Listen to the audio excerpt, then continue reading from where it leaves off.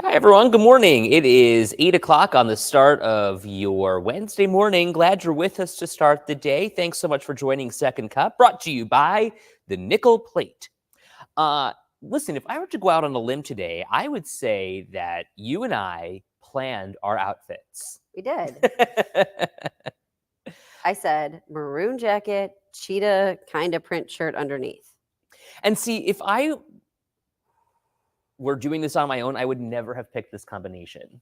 I think it looks all right. I kind of think it looks good okay, too. It looks good okay. Yeah, it looks You good heard okay. it here first, folks. I had to tuck this shirt in. It was between a tuck it out and tuck it in. It was one of those, playing that game. Well, what do you make of it? Is it a tuck in or tuck out? It's a tuck in. Yeah. It didn't look as good tucked out. I had it out before and it just didn't flow. What's so interesting is that the colors on the camera are so different. So like my jacket is much more like ruby red, I think. No. Or do you think it's maroon? Yeah, it's maroon. Okay. Well, I think we did a pretty ruby good red job. all you want. That's not ruby red. Have you seen The Wizard of Oz? Yeah. Okay, you're right. It's definitely a darker red. But not as dark as yours, I don't think. Maybe it is. Yours is a little darker. But I think we did a great job. It's striped a little bit. It's got a pattern to it. Yeah. Maybe that's what's making it. Burgundy, exactly, Howard. Burgundy, yes. Jason loves the maroon jackets. Linda says the colors match perfectly. Aunt Linda says twins today. I know. I think we nailed it. Yeah, we did a good job. I like this. Now I just got to figure out what to wear tomorrow. This is almost as good as the MC Hammer party pants. We did good yesterday with the pink too. Oh yeah. So I just don't know what to wear tomorrow. I got to check it out. Well, we've got navy. We've got Navy's not my favorite. Green. Oh, maybe I'd do a navy blazer. Here's the thing. It's cold in here always, and it's gotten colder because it's colder outside. Mm-hmm. So I'm trying to find like jackets and stuff to cover up a little bit. It's freezing. I think it feels great. By the time winter comes, I'm going to be bundled. Everyone loves the outfits. Thank you so much. What do I say about maroon? It was. What do I say about it? It's your least favorite color. But why? What does maroon mean to me? Oh, it's church day or mass day. Maroon is mass day. We always had to wear maroon sweaters at Sacred Heart. And if you didn't have your maroon sweater for mass day, you'd be like running down the hallway like, does anybody have a maroon sweater? Crazy. They had some at the nurse's office that you could borrow, but you never wanted to borrow one of those. It was maroon. Speaking of maroon, oh my gosh, big news. And there's more to come on this. This is big personal news. Remember how I was freaking out that I bought the wrong tickets for Taylor Swift? I've talked about this for a year. I've had anxiety about this for a year. So Ed has tickets to a show in Toronto. Right. And he was telling me he's buying them. He was so excited. Then he got his seats and he was not as excited because they were not where you thought they were going to be. So I have said this before. I thought I was buying tickets for section 141. And then great seats. Right. Great seats. Spent the money. I'm like, this is awesome. We're going to love this. You bought them resale. Bought them on StubHub. And I got my tickets from Ticketmaster and they said 147, which is an obstructed view behind the stage. And I'm like, well, that's so weird because it didn't say that when I was buying them. Not as good. But then he's At like, all. did I read it wrong? 1 and 7 are close. So I was kind of like, okay, my fault. I'll take the blame for this. That sucks. We'll have to figure it out. Turns out I was right. A year later, he's still thinking about it. I have been perseverating. My sister found a screenshot that I sent her from last August. Receipts, documentation, screenshots, timelines. And they say section 141. But you got sent tickets to 147. So we have been on the phone with StubHub going back and forth. It has not been resolved just yet, but I would suspect a resolution is in sight. We're hoping to get better seats here. I feel so vindicated. Vindicated. Yeah. Like dashboard confessional vindicated. Like, how's Taylor going to see your face if you're behind the stage? Exactly. Does she know that we're coming? Right. She was not going to know. No, but you know what? The one plus is if you end up back there, you do get to see her come in and out. Well, but it's better to see the show, I would say. Thank you. I'd argue that it's better to see the show. And my outfit is going to be so bejeweled. Oh, I can only imagine. I can only imagine. Bless you, Aaron. Sarah says, hope so, Ed. Go get them. You paid for the tickets. Hope you get the right ones. Me too. Well, I don't need anyone to be mean to StubHub just yet, Kelsey. But my sister she is like, once she latches onto something, she is like a dog with a bone and will not let go. Sounds familiar. It is you. Yes. Got it. I'm just so excited. I'm still going. I Look can't at wait. your mom, my daughter, the bloodhound. Yeah, she's out for blood. Well, I don't blame her. Those are hard tickets to get, and you guys paid for them. Right? They're expensive seats. So hopefully the end is near. Yeah. And Dana said, don't go on the news talking about this, but too late. Oh, what? You got to talk about it. Sorry, Dana. It is what it is. Yeah, Julie says, tell me you want your money back and backstage passes. Good luck. I also want to sit down with Taylor. Good luck. Channel 7 Problems RC says, so funny. Colin Michael Schwartz. All right, so we got to talk serious this morning. Marguerite says, just make sure you get pictures of your outfits. Oh, girl, don't you worry. Don't you worry.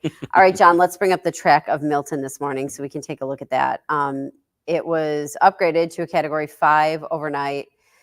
Then it's going to be hitting the coast as a Category 4. Maybe I need Aaron to change Max 1 if we want to do this. Hey, Aaron.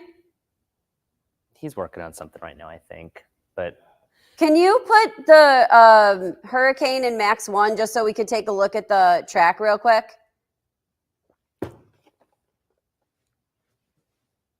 Anyway, the hurricane is making a beeline for Western Florida, and Tampa is in that cone of uncertainty, but it's kind of oscillating a little bit further south than what we were expecting yesterday. So Aaron was saying, Ginger saying Tampa Bay, kind of like the area that is underdone a little bit. So, I mean, when you consider the fact that you're put as a Category 4 or a Category 3, it really doesn't matter where it hits. The winds are still going to be significant. So many places are under a mandatory evacuation this morning. People are evacuating. People are having trouble getting gas for not only their cars, but their generators if they chose to go. And some buildings, this was so interesting to me. They have already shut off water to their buildings. My God, this is like being at my house. Here comes my husband in. What did you say, huh? Could you put the track of the hurricane in Max 1 just for a minute so we could show people what it looks like? No. Okay. Just for a minute. 1 minute. It literally was like at home though, because I said something and then I heard him yell from the other room. Huh? What? Huh? Did you have that at your house? No. Yeah, bull. You know what I was going to say. You do. You have it at your house too. Because I'm that person. Yeah, I know you are. Huh? I'm Paul. You're Russ is Katie. Oh my God. No, and you know what? It happens to all of us. We all do it, even though we know we shouldn't. Like, right. We're screaming at the person from the other room. We know they can't hear us, and then we're just mad that they can't hear us. We know they can't hear them. Okay, here we go. Just look. Okay, so here's the path. But ultimately, we get what we want. Not a laughing matter by any means. As I was mentioning, it looks like it's going to hit a little bit south of Tampa and then kind of fizzle off at some point out past Orlando on the east coast of Florida. You know what's wild too is like, first off, the fact that, you know, this is going to be such an intense storm. It goes straight across the state. Like nobody across there is really immune to it. You know? No, and then frankly, as Aaron was showing us this morning, between Jacksonville at the north part of Florida to Miami at the southern part of Florida, everyone is going to be feeling those tropical force winds. So the storm is so massive that it is really affecting everyone there, no matter where you are. So we had on this morning a guy who said he went to 7 or 8 gas stations just to find gas. And we're talking within miles of his house. Those lines, like you were saying, everybody's lined up trying to get it. But here's the thing, the gas that was coming in, they had to shut down the ports. Right. So they couldn't transport the gas to the station. So it sounds like what gas they have is what they have for right now until the storm passes and they can actually move the new gasoline in. So what I was saying was that people in these buildings, these high-rise buildings, some even towns and municipalities have shut off their water. Why are they doing this? All to protect the infrastructure, because what they're concerned about is not the people who are staying. They're concerned about what happens with the storm surge that hits and overwhelming their infrastructure. Well, and then the concern passes to those people who are saying who potentially would be in that infrastructure, because there's a lot of people who are trying to ride this one out, like in high-rise buildings, from what we hear. Not a good idea, but considering the storm surge could be 12 to 15 feet, Aaron was saying. So then that mayor of Tampa too was saying, literally, if you're in a one-level house, which, like, if you've been to Florida, so many of them are like ranch homes, and she literally said, that is your coffin. That's so scary to hear. I mean, those are some pretty desperate words. Because think about, like, how high is your ceiling? Probably no more than 12 feet. Right. Most places, right? Kelly, this is an interesting comment. Glad you're with us. Thank you so much for joining from your cruise. Where the hell are you? And let me ask you this. Are you still going port to port, knowing what is coming? Have your plans been changed or your route diverted because of the storm? That is so interesting to me. Yeah. So let us know where exactly that cruise is. Here's the thing, like, we know this is hurricane time down there. Like, we have seen this year after year, but now we're getting these like crazy intense storms. Denise, glad you're with us. My 2 daughters live in Deltona, Florida. They are staying, and I'm keeping in touch with them. So our producer, Jordan, actually was telling us that her parents live in Deltona. And what is that, like the center of the state? She said it was a little bit more like, inland? Yeah, from Daytona Beach. Okay. So all things considered, I mean, they're just as much under the gun. Thank you. As anyone else is.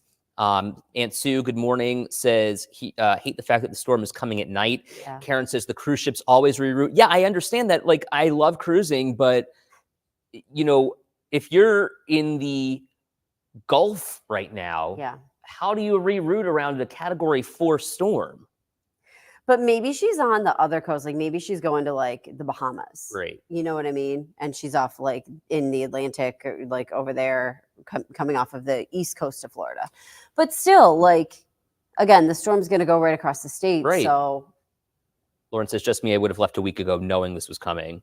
I know, but here's the thing. You've got to have a place to go. And that was another thing they were saying. Like, the hotels, like, does everybody have a week's worth of let's go stay at a hotel? Right. That money. Yeah. Well, and are hotels even worth staying there, right? if they're shutting everything off?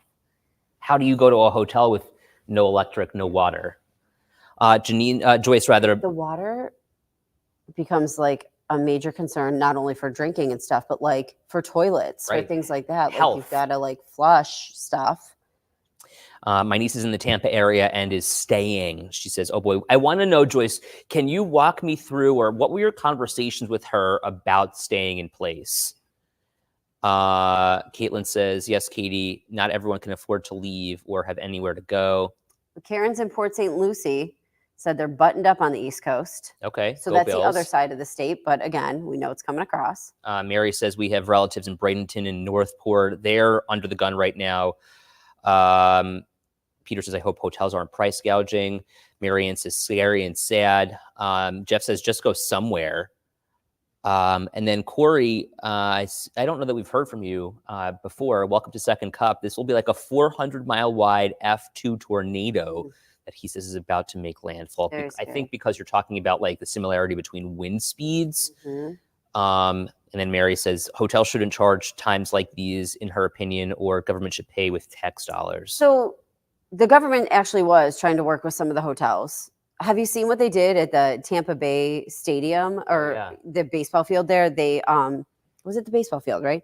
They have like cots all over the place. So they're all set up for people to like weather the storm. Was it the baseball field or the football field? But I think it's the baseball field, and I think it's really for first responders, like the FEMA people, and the crews that are coming in. And some crew, like electric power, you know, those kind of people.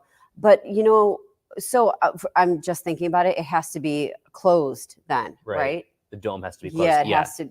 I'm not sure what their stadium looks like. So Joyce, for her family that's in Tampa, she says, my niece doesn't think it'll be that bad. That's all she said. See, that's so interesting to me. And I wonder, we know, and look, I'm going to be totally transparent with you. We do a lot of research here. Our company does a lot of research. We know people aren't necessarily watching the news the way they used to. Right. I wonder, are people more tuned in, or are they still tuned out, thinking that, it's not going to be that bad. We've lived through storms before. This one can't be any worse than what we've dealt with. Is that the case? Who knows? I think that there were some people who felt that way for some of the storms that we got. The Christmas storm. Yeah, I really do. Well, and then look at the aftermath. Right. I know. And this, I don't know. Peter was saying he's got a friend who's in Tampa staying in a 1-story. Wow. Aunt Sue is in the Fort Myers area. All schools canceled on Monday to make it into shelters. Wow. Sherry was saying that's smart. Fill the tub, fill the washer for extra water. That's a good idea. I would never have thought to fill the washer. Me neither. Oh, and look at what Jeff says. I saw a place in Alabama opening up their hotel and accommodations to anyone who needed a place to go. That's nice. Yeah, see, and here's what Caitlin said. We also the same thing about the Christmas storm. They say it'll be bad all the time, blah, blah, blah. We're wrong, you know. Jessica says people need to learn to evacuate means to get out. Look at Helene, right? And, you know, in places that perhaps don't necessarily see those kinds of impacts, right? Like Asheville, North Carolina. This is an interesting one too. People have good ideas. Put things in the dishwasher for safekeeping. I saw that actually on Instagram or Facebook, that people are saying that if you've got important documents or things that you don't want to be... Stick them in there. Yeah, because it keeps water out, or in rather, which would also keep the water out theoretically. Love that. That's a really smart idea. Kelly says, just like the snowstorm in Buffalo, we got this, and come to find out, we don't. Oh, yeah. And your mom even bringing up Hurricane Sandy. Right. No power and water for almost 2 weeks. I mean, we have become so reliant. I mean, water is a basic necessity, but like even just power, we're so reliant on it, you know? Right. Well, and Superstorm Sandy really affected so many people on Long Island and, you know, the surrounding area. That wasn't even a hurricane. But consider the trees that came down as a result, the power that was out, and then the cleanup thereafter, which would then prohibit the crews from even getting to where they need to go. Can I ask a favor too? This is coming from our news director, so this is important. Anybody who's got family and friends in Florida, we'd like to connect with them. So if you can do us a favor, you can email me or Ed. It's katie.morse@wkbw.com, ed.dranch@wkbw.com. You can text us. Got our phone numbers. Joyce, maybe what you can do is connect us with your niece. That would be super awesome. Yeah. We'd love to connect with some people who are down there because we want to see how they're doing. So John, can you toss our emails right here in the comments? And then we're going to try to connect people with our reporters who are going to be following this throughout the day, kind of see what's going on and what people are doing. Okay, look at what Aunt Sue says. Sheriff telling people who are not evacuating that should be evacuating, write your name and birth date and next of kin on your arc. She probably means arm. On your arm. Even still. God, that's terrifying. That's like wearing dog tags in the military. Can you imagine? They are saying that this storm is going to be so much more deadly than others in the past because of the storm surge. Anita says, it is stressful watching this from a distance, worrying over family and friends that are there. It's true. It's true. There could be a 20-foot surge in some places, Corey says. Ashley says, my dad is in Hernando, which is about an hour and 20 minutes north of Tampa. Ashley, I mean, is he staying? Is he going? What's the thought here? Okay, so you're seeing John's going to put both of our emails in there. If you can connect us with some of your family and friends, we'd totally appreciate it. Maybe you can email us with their phone numbers and we can reach out. We'll text them and say, hey, welcome to the Second Cup world. This is how we're getting your information. Please help us. Yeah. We'd love to help you. So our emails are there. Marlene says, I wonder if the charges lasted yesterday on the EVs, that long way out of Florida. You know, remember when we had that scare at the Rainbow Bridge last Thanksgiving when that car crashed and caught fire? I was driving into work on the 190 South, and to get there, you drive down Niagara Street and pass like Peace Bridge traffic. One woman who was trying to cross the Peace Bridge was stuck in all of that traffic because they had stopped it before the Peace Bridge, thinking that something else could happen down. But as she was stuck in all of that traffic, she walked out of her car to the police officer and was like, I just need to get to a charging station because I have no charge. Yeah. So can you imagine being in that situation? Like you've got an EV, you're out of battery, and now you're just stuck. Well, it's the same as being out of gas. Fair. I mean, But a gas station is much more common. yeah, well, if you have an EV, chances are you had it, like, didn't lose power ahead of time, right? So chances are, like, you had it fully powered before you're like, let's hit the Right. road. And then, like, you would map out where your spots were. And, like, hopefully, so here's what I'd say. I would say the drive out might not be that bad, Mhm. right? Because in theory, places still have power. Maybe you have to wait in a line like you do, but you have to wait in a line to get gas. It might be the drive back in with people, you know what I mean? When there's no power in a lot Yeah. of places, like, you would need to know that before you made Come your back. trip. Jessica, good morning. My family's dairy farm lost a few barns in Lee County, Florida during Helene. Doesn't look like they'll get hit hard this time. Thank God. Yeah, and a couple of things I want to talk about with Anita here. Did I miss you guys talking about IV fluid and surgeries here being canceled?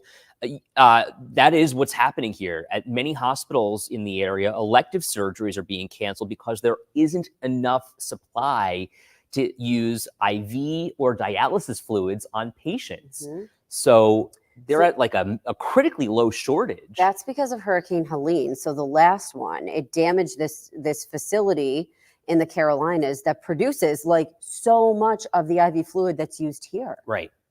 And it's unclear.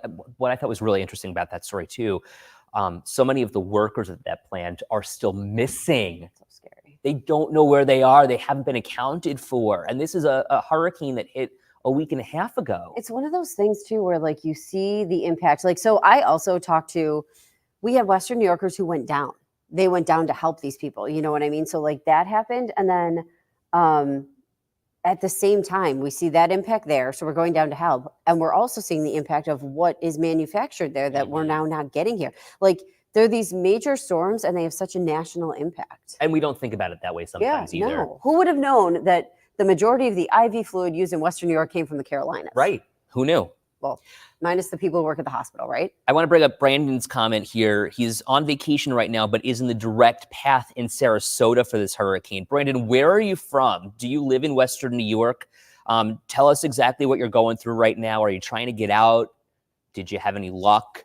Or are you just going to be hunkering down? I'd love to connect with you. Can you send me a text message? Here's my phone number. John's going to put it in the comments for you, Brandon. 716-713-3514. Send me a text. I've got my phone right here, ready and waiting for you. Yeah, Anita just saying these hurricanes have really far-reaching effects. Julie says about the surgery stuff, she's aware. Glad she doesn't need surgery anytime soon. Sarah, how about the hospital in Tampa being at sea level on an island? How is that going to hold up? I feel bad for anyone at the hospital. Did you see those like storm surge like shutters almost that like it's like a backwards L that apparently is bolted to the ground, and the weight of the water would stop the barrier from moving? So crazy. Like these are things that, you know, that you have to deal with. Peter says, I'm surprised Disney and Universal aren't closing until this afternoon. We know the Orlando airport was closing 20 minutes ago. They closed. Mary, though, says, thank you for all the important information regarding the hurricane. Yeah, Sarah, saw the temporary walls for the hospital. Crazy is right. It's like an understatement. It's so insane. Lauren's just praying. She says that this just gives her anxiety. I know. It's hard from a distance to watch this, but Western New Yorkers can help. Like, don't feel like you're helpless here because you can do something. Number one, you can donate blood at the American Red Cross. They've got blood banks and donation sites set up all around. We've got a link to that on WKBW.com.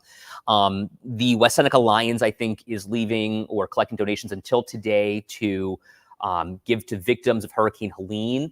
And then you better believe that once the storm makes landfall at some point today, there are going to be other places set up to help all those people. Kelly, who's on our cruise, says they're just north of the Dominican. The captain's trying to keep them away from Milton. Crazy. Joni in Polk County, Central Florida, sandbags ready, generator ready, live in a block home, hunkering down, told to be off the roads by 2. Tropicana Field staging linemen because there's going to be so many power outages. Wow. Joni, feel free to reach out to us. You've got our emails in the comments there. It's so crazy. So we're thinking of everyone who's affected and impacted. And Brandon, don't forget, we'd love to hear from you stuck in Sarasota this morning because we know that there are many people who are affected there. Mary talked about the Hamburg Highway Department collecting water and clothing along with diapers. So, you know, Western New Yorkers step up in times of need. And you know what? Some of them are still collecting for people who are still hurt by Helene. Right. It's crazy. All right, you guys, thanks for joining us. We got to run, get on TV. We'll see you tomorrow morning.